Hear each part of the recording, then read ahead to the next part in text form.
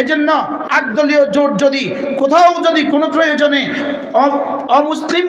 অমুসলিমকে যদি তাদের কি দেয়, প্রার্থী দেয়, এটা উম্মতে মুসলিমা মানে নিবে না।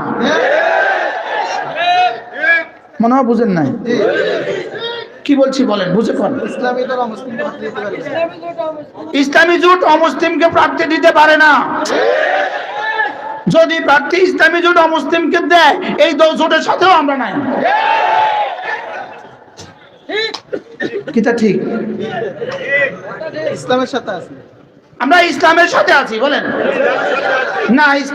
ইসলামী জোট অন্য কোথাও বাংলাদেশের কোন অবস্থাতেই বাংলাদেশের কোন আসনে অমুসলিমকে সিট দিতে পারবে না, নমিনেশন দিতে পারবে না। আপনাদের প্রাণের দাবি কি না, বলেন? ওদেরকে শুনে দেন, নেতাদেরকে শুনে দেন, এটা আমাদের হৃদয়ের দাবি। এটা 18 কোটি মুসলমানদের সাথে গাদ্দারি হবে। 18 কোটি মুসলমানদের সাথে কি হবে? এটা হইতে পারে না। যদি এবার 8 দল একসাথে হয়ে আসেন, 8 দল যদি একসাথে হয়ে আসেন, ইনশাআল্লাহ ইমানের প্রশ্নে আর ইসলামের প্রশ্নে আমরা আপনাদেরকে নৈরাশ করব না। এবার আর ইনশাআল্লাহ জোরে কম। কিসের উপর ইনশাআল্লাহ বলছেন? ইসলামের পক্ষে। যদি একজন আসেন, যদি ইসলামের নামে 17 জন আসেন, আমরা কারে দিতাম? তোমরা কও, যদি ইসলামের নামে কয়জন আসেন? যদি ব্যালট একটা হয় আর বক্স যদি কি হয় একটা হয়, নমিনেশন যদি একজন হয়, তো ইনশাআল্লাহ আমরা আপনাদের জন্য দোয়া করব। দোয়া করবেন তো ইনশাআল্লাহ? এখানে কিন্তু মাসালা আসবে ঈমান আর ইসলাম, এখানে ঈমান আর বেঈমানি মাসালা আসবে, ইসলাম আর ইসলামের মাসালা আসবে, নামাজি আর বেনামাজির মাসালা আসবে। বাস্তব না বাস্তব, বলেন? আসবে না আসবে না, বলেন? এই জন্য আল্লাহ তাআলা আমাদেরকে শুভ বুদ্ধির উদয় করে দেন, আল্লাহ তাআলা আমাদেরকে কবুল করেন। কথা আমার অনেক দূর চলে গেছে। বলুন তো দেখি, ইলমের দাম কত? সবচেয়ে বেশি। এই জন্য আমি ব্যক্তিগতভাবে একটা বিষয়, ব্যক্তিগতভাবে আমাকে অনেকেই অফার করছে, প্রস্তাব করছে, নির্বাচন করলে কেমন হয়, আপনি নির্বাচন করেন। আমি বলতেছি, রব বলেন ইয়ারফাইল্লাহুল্লাযীনা আমানু মিনকুম ওয়াল্লাযীনা উতুল ইলমা দারাজাত। রব আমরা রাখছে কথা, আমি যাইতাম কথা, আমি এত বিক্ষোভ হইতাম কা না না ভাই।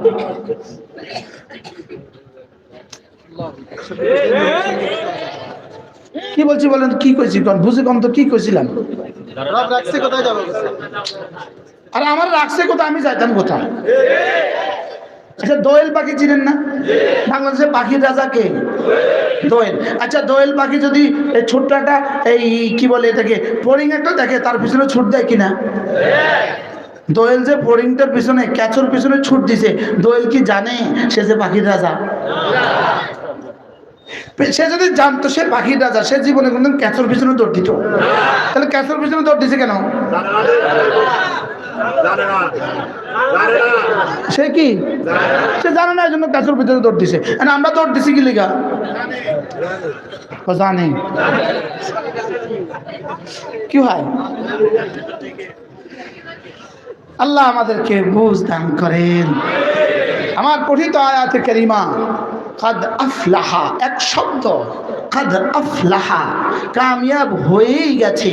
তাহলে আমি মনে করছি ইনি সফল, ইনি সফল বক্তা, ইনি সফল শিক্ষক, ইনি সফল টিউনো, ইনি সফল ওসি, ইনি সফল এসপি, ইনি সফল ডিসি, ইনি সফল ডাক্তার। পৃথিবীর সমস্ত সফলতাকে এক জায়গায় করলে যেখানে গিয়ে শেষ হবে কাদ আফলাহার সফলতা, সেখান থেকে শুরু হবে। এটা বুঝাবার সাধ্য কার? কাদ আফলাহা বলে রব্বে কারীম যেই সফলতা বুঝিয়েছেন, এটা বুঝাবার সাধ্য পৃথিবীর কোনো মানুষের নাই। এটাকে রাসূল বলেছেন, রাসূল বলেছেন লা আইনুন রাআত ওয়ালা উযনুন সামিআত ওয়ালা খাতরা আলা কলবি বাশার। রাসূল বলেছেন যেই সফলতা পৃথিবীর কোনো চোখ দেখে নাই, যেই সফলতা পৃথিবীর কোনো কান শুনে নাই, যেই সফলতা পৃথিবীর কোনো দিল কল্পনাও করতে পারে না। রাসূল বলেন ফালা তা'লামু নাফসুম মা উখফিয়া লাহুম মিন কুররাতি আয়ুন জাযাআন বিমা কানু ইয়ামালুন।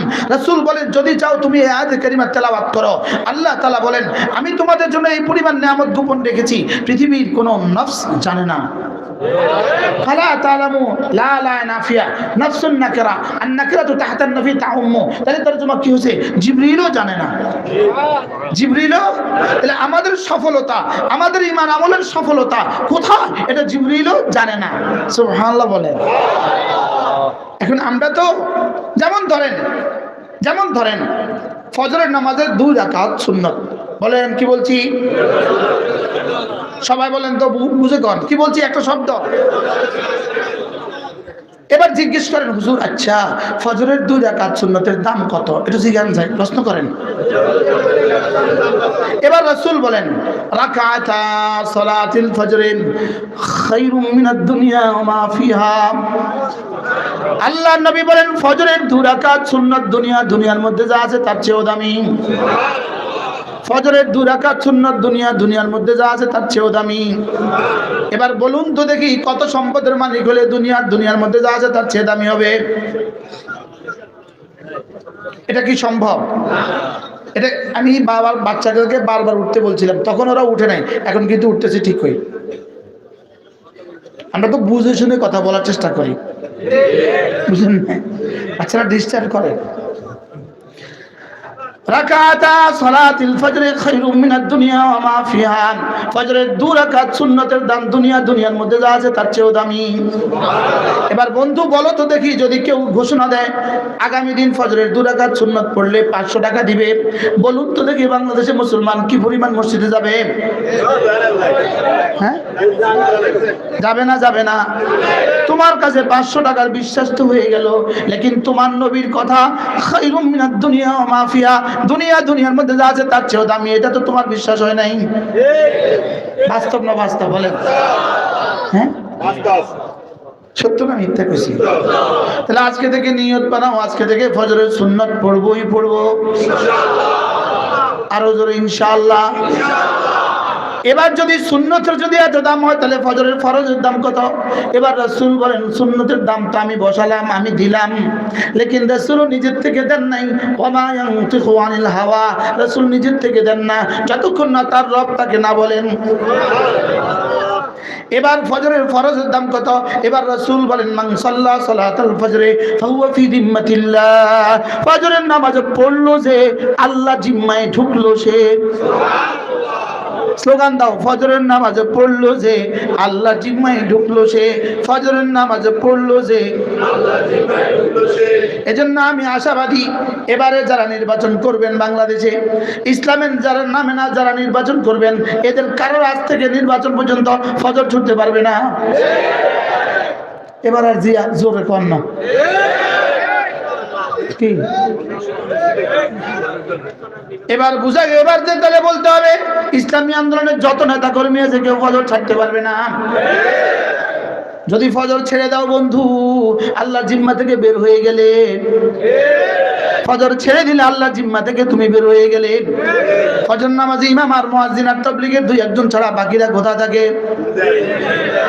যারা ফজরে জাগবেন না, আপনাদের দিয়ে কমপক্ষে ইসলামী আন্দোলন এদেশে হবে না। শক্ত হয়ে গেছে।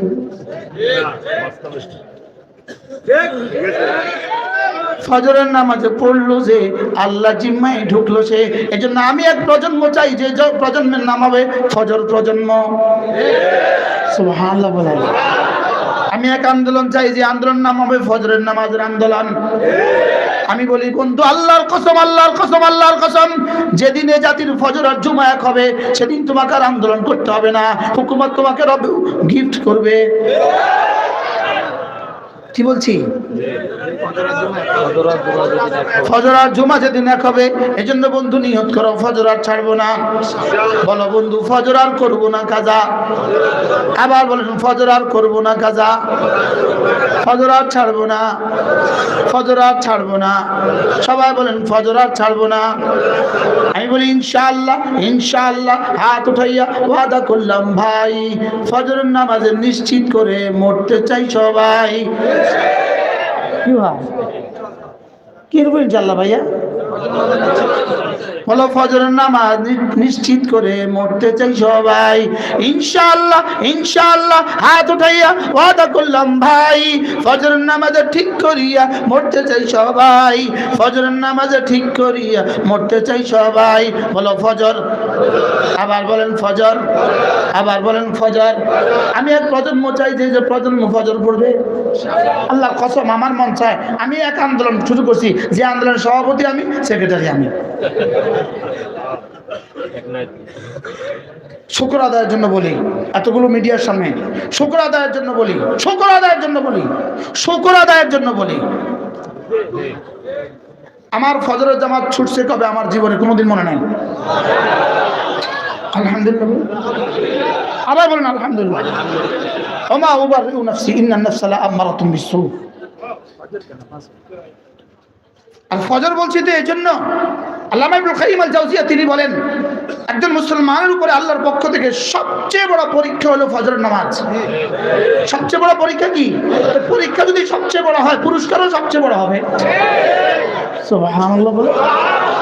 এবার তিনি লিখছেন ফজরের নামাজ এই কিতাবের মধ্যে আছে, আমাদের এই কিতাব আমি ফেরি করি, আমি এটা কিতাবের ফেরিওয়ালা, আল ওয়াবিলুস সাইয়্যিব ফিল কালিমিত তাইয়্যিব, আমি এই কিতাবের ফেরিওয়ালা। এই কিতাবের মধ্যে তিনি লিখছেন পরীক্ষা এতটা কঠিন হয় না, পরীক্ষা এতটা কঠিন হয় না যে কেউ পারে না, আর এতটা সহজ হয় না যে সকলেই পারে। কথাটা কেমন? কি বলছে বলেন তো? পরীক্ষা এতটা কঠিন হয় না যে কেউ, আবার এতটা যে সকলেই। বিসিএস পরীক্ষা বুঝি এতটা সহজ হয় যে ৮০,০০০ পরীক্ষা দিচ্ছে ৮০,০০০ পারে, আবার এতটা বুঝি কঠিন হয় ৮০ জনও পারে না। সরকারের টার্গেট থাকে, এবার নিবে কতজন? ৮০০ জন।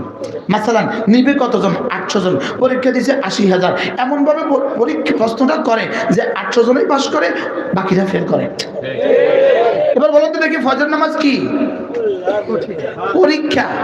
ফজর নামাজ কি? এবার পরীক্ষায় পাস করবে, সবাই ফেল করবে না কেউ কেউ পাস করবে? এবার সবাই পাস করবে না কেউ কেউ ফেল করবে? এবার ফেল করবে কারা? ফেল করবে কারা? মুনাফিক যারা। পাস করবে কারা? মুমিন যারা। সুবহানাল্লাহ। বলো ফেল করবে কারা?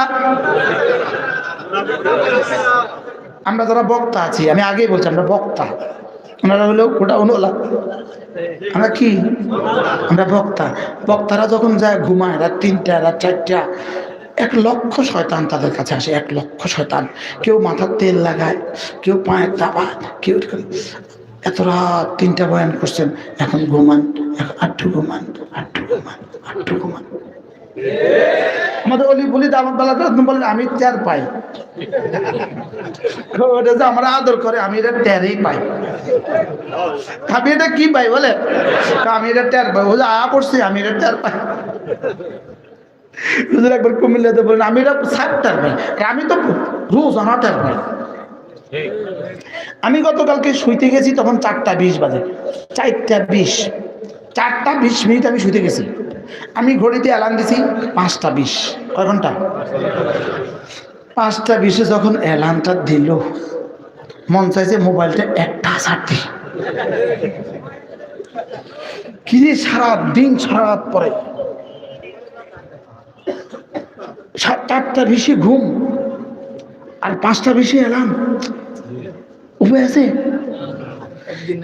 এখন আমি টের পাইছি যে কয় লক্ষ শয়তান আমার কাছে আছে।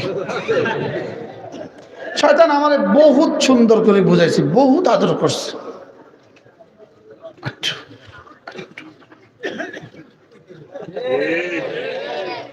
কি যাক আল্লাহ রহম করে আমার বিবি, ও আয়েশা বলতেছে জামাত তৈয়ার তাড়াতাড়ি। রাহমাহুল্লাহ। আমিন। আল্লাহর নবী বলেন কোন পুরুষ যদি ভোর রাতে উঠে যদি সে দেখে তার স্ত্রী ঘুমে, সে তাকে যদি জাগায়। এবার স্ত্রী যদি উঠতে অস্বীকার করে, ফাইন আবাদ, যদি স্ত্রী উঠতে অস্বীকার করে তার চেহারা একটু পানির ছিটা দিয়ে দেয়। এবার স্ত্রী উঠে যায়, অথবা স্বামী ঘুমে স্ত্রী উঠে, তাকে জাগা। আবার সে যদি অস্বীকার করে তার মুখে চেহারা পানি মেরে যায়। আল্লাহ রসুল বলেন এই দৃশ্যটা দেখে দহেকা রব্বু আজ্জা ওয়া জাল, আর সাজিম থেকে রব হাসেন।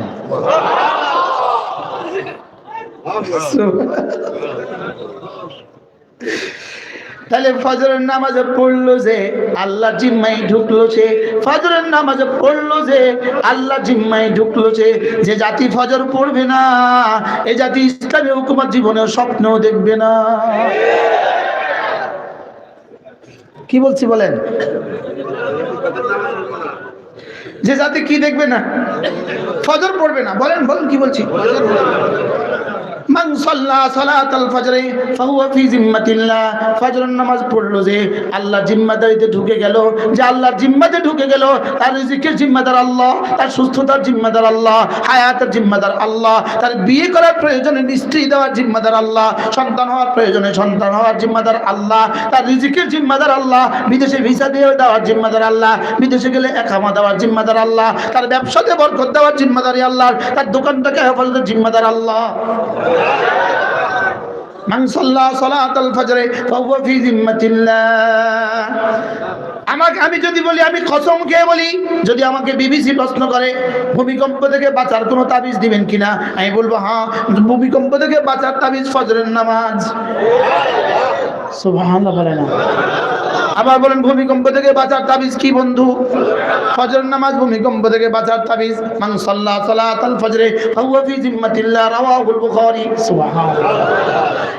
এরপরে আল্লাহ নবী বলেন, কোন মানুষ যদি ফজরের পরে আর মাগরিবের পরে সূরা ইখলাস পড়ে 3 বার, সূরা ফালাক পড়ে 3 বার, সূরা নাস পড়ে 3 বার, আল্লাহ নবী বলেন তাজজিকা মিন কুল্লি শাই। আমি নবী কথা দিলাম, তু মেরা মাই তেরা। রব যেন বলেন যাও তুমি আমার আমি তোমার। তাজজিকা মিন কুল্লি শাই। যেই নামাজি পাঠ করিবে 3 বার 3 বার 3 কুল, যেই নামাজি পাঠ করিবে 3 বার 3 বার 3 কুল, সকাল সন্ধ্যায় পাঠ করিলে যথেষ্ট হবে 2 কুল। পড়বো তো? শুধু অফার চলছে, অফার, শুধু অফার চলছে। ফজরের নামাজের 2 রাকাত সুন্নাত, দুনিয়ার মধ্যে যা আছে তার চেয়েও দামি। এবার ফজরের নামাজ 2 রাকাত ফরজ, আল্লাহর জিম্মাতে ঢুকে গেলে বন্ধু, এবার ফজরের পরে সূরা ইখলাস 3 বার, সূরা ফালাক 3 বার, সূরা নাস 3 বার, তাজজিকা মিন কুল্লি শাই। এই 3টা সূরা তোমার জীবনের জন্য যথেষ্ট হয়ে গেল। সূরা ইখলাস পড়লে বন্ধু শিরক আর কুফর থেকে বেঁচে গেলে, সূরা ফালাক পড়লে বন্ধু তোমার শরীরটাকে বাঁচা দিলা, আর সূরা নাস পড়লে বন্ধু এটার তাকাজার, এটার খাসিয়ত হলো রূহটাকে বাঁচা দিলা। সুবহানাল্লাহ। আল্লামা ইবনুল কাইয়িম আল জাওজিয়া তিনি লিখছেন, এই 3টা সূরা একজন মুমিনের জন্য, সূরা ফাতিহা, সূরা ইখলাস, সূরা ফালাক, সূরা নাস, এই 3টা সূরা একজন মুমিনের জন্য তার নিঃশ্বাসের চেয়ে দাম বেশি, তার নিঃশ্বাসের চেয়ে বেশি প্রয়োজন, তার খাবারের চেয়ে বেশি প্রয়োজন, তার পানীয়র চেয়ে বেশি প্রয়োজন। সুবহানাল্লাহ বলেন। কয়টার চেয়ে বেশি প্রয়োজন? বলেন পানির চেয়ে, খাবারের চেয়ে, নিঃশ্বাসের চেয়ে। সুবহানাল্লাহ। যেমন ধরেন একটা শব্দ আছে মিন শাররি মা খালাকা, মিন শার, পড়েন মিন শাররি মা খালাকা। আবার মা মানে যা যা, খালাকা মানে বানিয়েছেন। আল্লাহ তাআলা যা যা বানিয়েছেন, আল্লাহ তাআলা যত কিছু বানিয়েছেন, জমিনে যত কিছু বানিয়েছেন, উপরে যত কিছু বানিয়েছেন, আকাশে যত কিছু বানিয়েছেন, জমিনে যত কিছু বানিয়েছেন, পানির মধ্যে যত ক্ষতি রেখে দিয়েছেন, বাতাসের মধ্যে যত ক্ষতি রেখে দিয়েছেন, আগুনের মধ্যে যত ক্ষতি রেখে দিয়েছেন, বিদ্যুতের মধ্যে যত ক্ষতি রেখে দিয়েছেন, গ্যাসের মধ্যে যত ক্ষতি রেখে দিয়েছেন, ভূমিকম্পের মধ্যে যত ক্ষতি রেখে দিয়েছেন, তুফানের মধ্যে যত ক্ষতি রেখে দিয়েছেন, বন্যার মধ্যে যত ক্ষতি রেখে দিয়েছেন, রব্বে কারীম যত ক্ষতি পৃথিবীর কোনো না কোনো মাখলুকাতের মধ্যে, সব মাখলুকাতের মধ্যে রব যত ক্ষতি রেখে দিয়েছেন, বিচ্ছুর মধ্যে ক্ষতি রেখে দিয়েছেন, সাপের মধ্যে ক্ষতি রেখে দিয়েছেন, দিছে না বলে না, জমিনের মধ্যে ক্ষতি রেখে দিয়েছেন। শুধু ক্ষতি রেখে দেয় নাই, 5টা সেকেন্ড লাগবে না বাংলাদেশকে উপড়ে ফেলতে। আকাশের মধ্যে যত ক্ষতি রেখে দিয়েছেন, বিদ্যুতের মধ্যে যত ক্ষতি রেখে দিয়েছেন। আমি যে ক্ষতি আমি জানি, যেগুলো আমি জানি না, যেগুলো বিজ্ঞান জানে, যেগুলো বিজ্ঞানও জানে না, যেগুলো রাসূলরা জানে, যেগুলো রাসূলরাও জানে না, যেগুলো জিবরিল জানে, যেগুলো জিবরিলও জানে না। মিন শাররি মা খালাকা, এক বাক্যের মধ্যে তার সবগুলো একসাথে আছে। কি শুনলেন? পড়ো তো, অর্থ কি? সমস্ত বলো, একজন বলেন। যা যা আপনি বানিয়েছেন। আবার বলেন, যা যা আপনি বানিয়েছেন। সব কিছুর মধ্যে যত ক্ষতি হইতে পারে, যত ক্ষতি আমরা জানি, আসলে আমরা যে ক্ষতিগুলো জানি এই ক্ষতিগুলোই বেশি না অজানা ক্ষতি বেশি? বিজ্ঞান যে ক্ষতিগুলো জানে এগুলো বেশি না অজানা ক্ষতি বেশি? রাসূলরা যে ক্ষতি জানে এগুলো বেশি না অজানা ক্ষতি বেশি? জিবরিল যে ক্ষতিগুলো জানে এগুলো বেশি না অজানা ক্ষতি বেশি? আল্লাহ। তাইলে মিন শাররি মা খালাক, মিন শাররি মা খালাক, তাদাব্বুরাত ইবনুল কাইয়িমের মধ্যে আল্লামা ইবনুল কাইয়িম আল জাওজিয়া আলাইহিস রাহমাত সূরা ফালাকের তাফসীরের মধ্যে লিখেছেন, মানুষের জীবনের সার প্রথমত দুই প্রকার। সার প্রথমত দুই প্রকার। এক নম্বর জানা সার, দুই নম্বর অজানা সার। আল্লাহ। সার প্রথম, সার মানে ক্ষতি। সার মানে কি? ক্ষতি। প্রধানত কয় প্রকার? কি কি বলো? জানা সার, অজানা সার। এবার জানা সার আবার দুই প্রকার। বলো, জানা সার আবার দুই প্রকার। জানা সার দুই প্রকার। কিছু সার থেকে আমি বাঁচার সুযোগ আমার কাছে আছে, কিছু সার থেকে বাঁচার সুযোগ আমার কাছে নাই। যেমন ডায়াবেটিস একটা ক্ষতি, এটা আমি জানি, লেকিন এটা থেকে বাঁচার উপায় কি আমি জানি না। ক্যান্সার আমি জানি, লেকিন এটা থেকে বাঁচার উপায় কি আমি জানি না। মনে হয় বুঝেন না কথা। এবার তিনি বলেন সূরা ফালাক আর নাসের মধ্যে, সূরা ফালাক আর নাসের মধ্যে, কুল আউযু বিরাব্বিল ফালাক মিন শাররি মা খালাক ওয়া মিন শাররি গাসিকিন ইযা ওয়াকাবা ওয়া মিন শাররিন নাফাতাতি ফিল উকাদ ওয়া মিন শাররি হাসিদিন ইযা হাসাদ। এখানে সার আছে মোট 4 বার। সূরা ফালাকের মধ্যে সার আছে মোট 4 বার। সূরা নাসের মধ্যে সার আছে একবার, মিন শাররিল ওয়াসওয়াসিল খান্নাস। এখানে সার আছে কয়বার? একবার। মোট হলো কয়বার? 5 বার। বলেন মোট হলো কয়বার? ওখানে সার হলো 4 বার। সূরা ফালাকের সার হলো 4 বার। আল্লাহ তাআলার সিফাত হলো একবার, রব্বিল ফালাক। আর এখানে সার হলো একবার, সিফাত হলো 3 বার। قل أعوذ برب الناس ملك الناس إله الناس মিন শাররিল ওয়াসওয়াসিল খান্নাস। এবার প্রশ্ন, এখানে সার হলো একবার, আল্লাহর সিফাত হলো 3টা, রব, ইলাহ, মালিক। রব, ইলাহ, মালিক। আর ওখানে সার হলো 4 বার, আর আল্লাহর সিফাত হলো কয়টা? একটা। কি? রব, রব্বিল ফালাক। প্রশ্ন হলো ওখানে 4 বার সিফাত, 4 বার সার, একবার সিফাত কেন? এখানে একবার সার, 3 বার সিফাত কেন? উত্তর, ওখানে 4টা সিফাত হলো দুনিয়ার সাথে সম্পর্ক, এখানে শরীরের সাথে সম্পর্ক। এখানে একটা সার হলো রূহের সাথে সম্পর্ক। রূহের সার শরীরের সার থেকে কোটি কোটি গুণে বেশি। শরীরের সার রূহের সার থেকে বেশি না কম? এই নওজোয়ানরা